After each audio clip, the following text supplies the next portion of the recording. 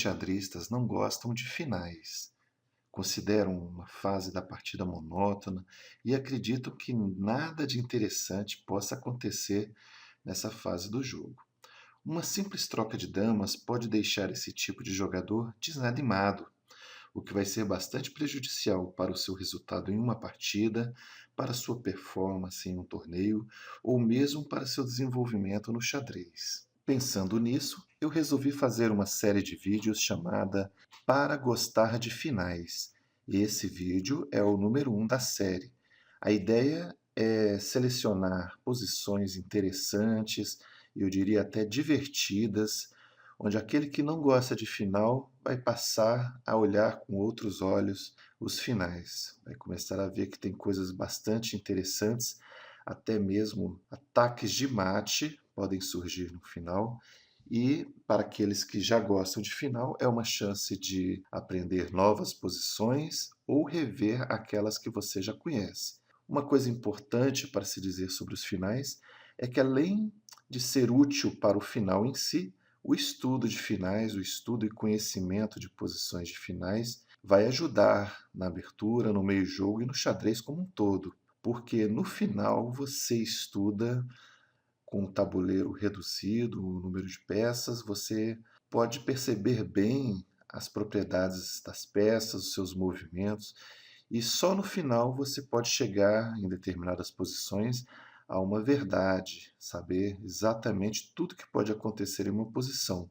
Isso é impossível no meio-jogo, impossível na abertura, mas no final, determinadas posições pode te dar essa boa sensação de entender tudo o que pode acontecer naquela posição. E isso vai repercutir positivamente no seu xadrez. Antes de começarmos com os nossos exemplos de finais, vamos dar uma examinada nesse diagrama. Mas não vamos analisar, claro, isso aqui é empate, rei contra rei, mas não é essa a ideia. Eu vou, através desse diagrama, mostrar um conceito muito importante sobre o espaço e tempo no xadrez, que é diferente do espaço e tempo que a gente encontra no nosso dia a dia. Nós aprendemos na geometria que a menor distância entre dois pontos é a linha reta. No xadrez, não necessariamente. No xadrez existem alternativas. Vamos considerar que o ponto A é a casa E1 e o ponto B é a casa E8. Em quantos lances o rei branco vai de A até B? Ou seja, da casa E1 à casa E8. Vamos contar.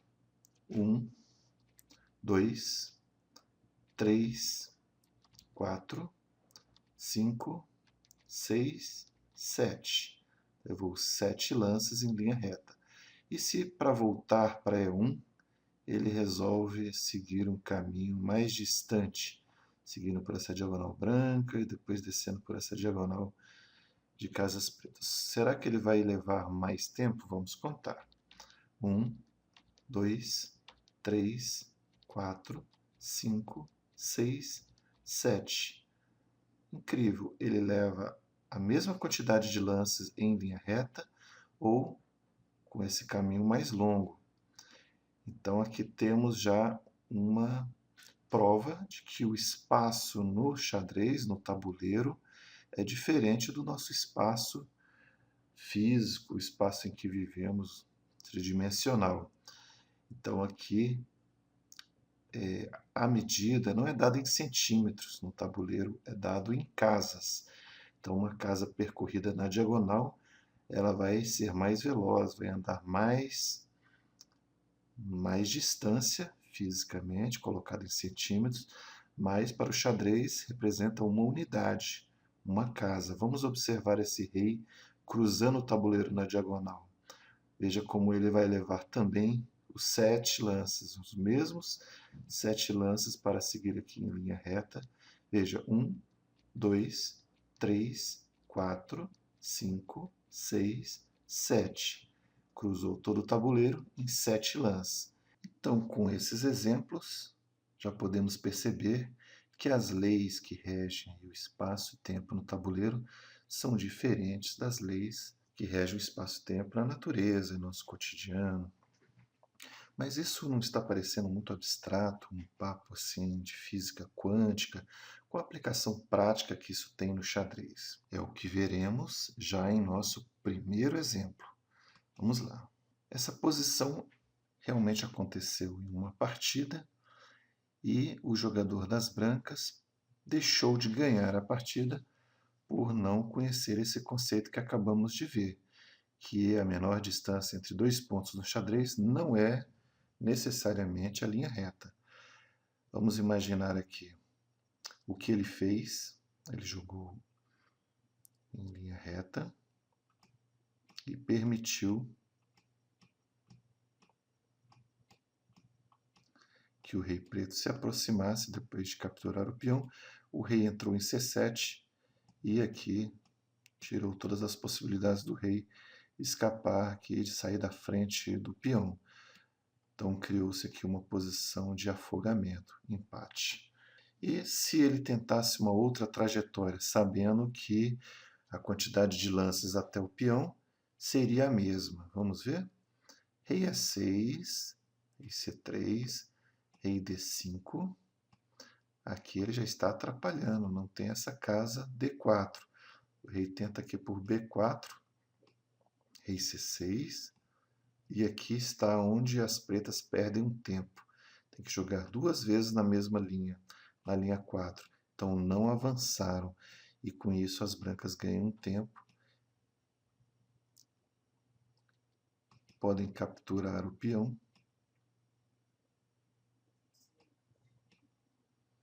E sair da frente, e o rei preto não consegue chegar em C7 a tempo. E aqui não há nada o que fazer para impedir a promoção. Então esse é um exemplo que mostra como importa a trajetória. E a trajetória, sabendo que não vai perder tempo, é mais fácil você perceber uma solução como essa. Você está caminhando aqui para o peão, mas sabe que uma trajetória mais aberta aqui não vai perder tempo. Isso pela noção do espaço-tempo do xadrez, que é diferente do espaço-tempo do nosso mundo físico. Então esse é o nosso primeiro exemplo. Nosso segundo exemplo é esse estudo de Rete, o famoso estudo de Rete, do começo do século XX. E muita gente, quando vê pela primeira vez esse diagrama, pensa que está montado errado, que existe algum erro, porque parece muito absurdo o enunciado. As brancas jogam e empatam. Mas veja, esse peão passado já está muito distante do rei branco. Está disparado, vai ser promovido esse peão. E o peão branco está aqui sob controle. O rei preto chega aqui em 2 lances, captura. Então, como as brancas podem fazer para empatar essa partida? Vamos pensar em 2 estratégias inicialmente. Apoiar o peão branco. Vamos seguir aqui em linha reta.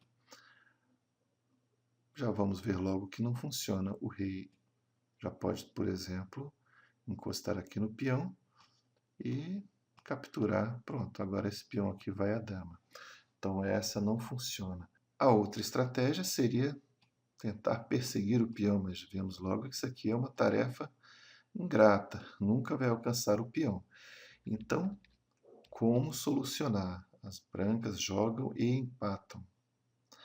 Então temos aqui uma possibilidade, que é seguir o caminho entre as 2 estratégias, o caminho do meio entre esses 2 vetores.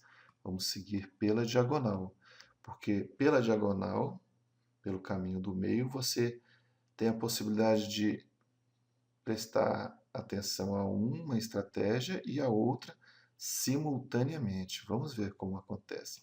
Rei G7, ainda não tem perigo aqui de capturar o peão. Esse peão pode resolver aqui disparar. Você vem tranquilamente pela diagonal e o peão se avança mais. Agora o rei já está suficientemente próximo para apoiar o peão branco. Se avança, vai promover. As brancas impuram aqui C7, também ameaçam promover.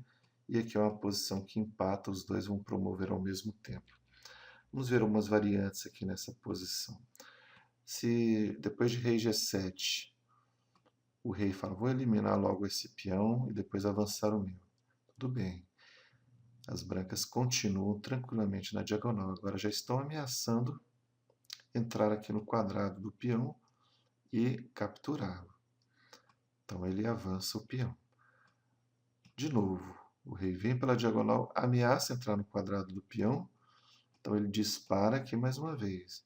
Mas agora o rei já está suficientemente perto para apoiar o peão. E mais uma vez vão promover ao mesmo tempo. Dama, dama. Então você viu que pela diagonal foi o caminho correto para estar tão próximo da estratégia de entrar no quadrado, no plano de entrar no quadrado do peão preto, como também de apoiar o seu próprio peão, o peão branco. Só mesmo pela diagonal que as brancas conseguem empatar. Então é mais um exemplo dessas particularidades do espaço e tempo no xadrez. Nosso próximo diagrama tem um enunciado: as brancas jogam e ganham. À primeira vista, avançar o peão, parece que vai promover, mas o simples E4 resolve aqui o problema das pretas. E aqui a posição seria empate.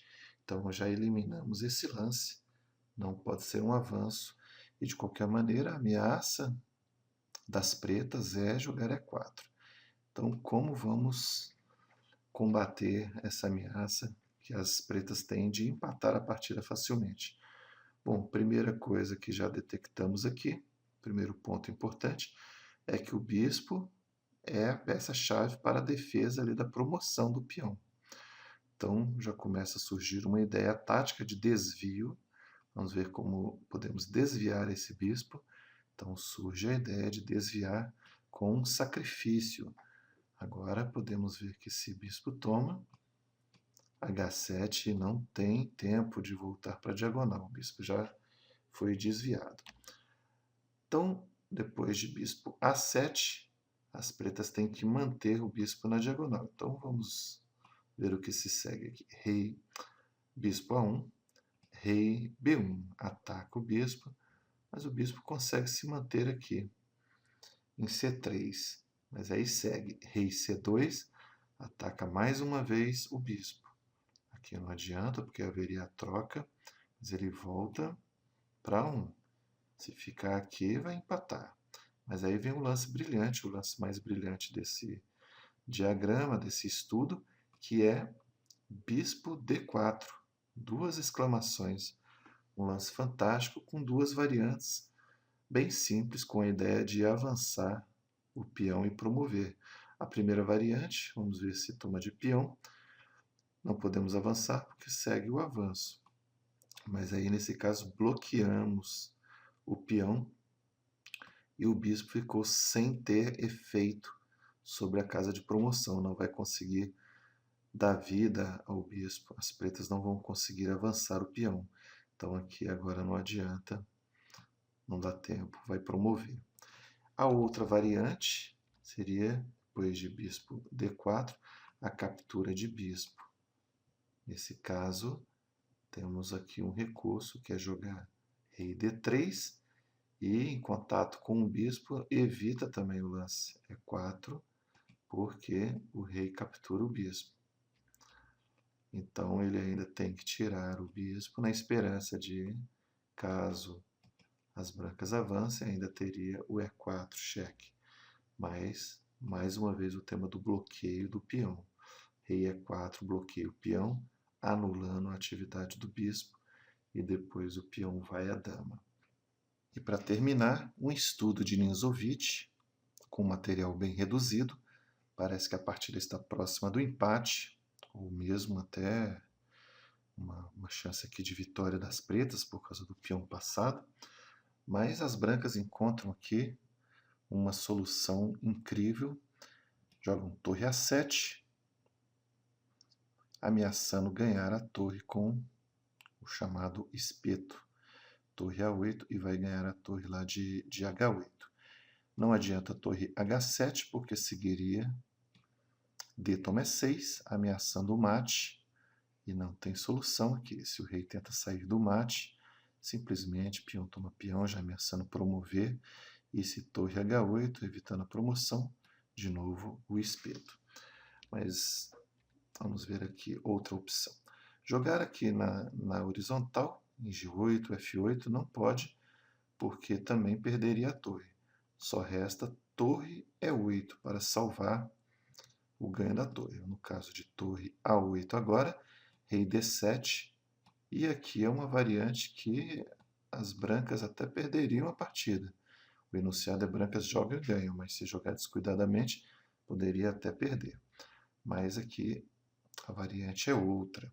Depois de torre E8 não dá cheque, mas avança o peão. E depois de torre E7, aí vem o desfecho surpreendente. O peão avança, deixando mesmo capturar, e agora um quadro de mate. A torre bloqueando uma casa do rei, e o peão de D6 protegendo a casa C7 e a casa E7, cheque-mate. Então, esse é um estudo, é um final artístico. Os finais artísticos são altamente recomendados para o seu treinamento, porque eles inspiram, eles mostram possibilidades surpreendentes que podem existir numa posição, e eles também vão ser um treinamento, os finais artísticos são um treinamento para as propriedades das peças, todos os recursos que uma peça pode ter e a coordenação de poucas peças são muito instrutivos. E sem contar que em partidas práticas, partidas jogadas, muitas vezes são encontradas soluções que até podemos ver em alguns comentários que o lance de problema, o lance de estudo, porque existem também na prática, aparecem posições tão incríveis como esses estudos compostos. Então temos que ter uma mente alerta, sempre esperando encontrar coisas incríveis nas posições. As posições de finais são criativas também, são emocionantes, podem ter rede de mate, podem ter soluções de empate, de afogamento, e vale a pena você se dedicar ao estudo de finais, e a ideia desses vídeos é alimentar um pouco, com pequenas doses de finais interessantes, e a série, justamente por isso, se chama Para Gostar de Finais. Esse é apenas o vídeo número 1, outros virão, outros vídeos com outros exemplos, e se você gostou, compartilhe nas redes sociais, ajudando a difundir o xadrez e incentivando a produção de novos vídeos como esse. Até a próxima, valeu!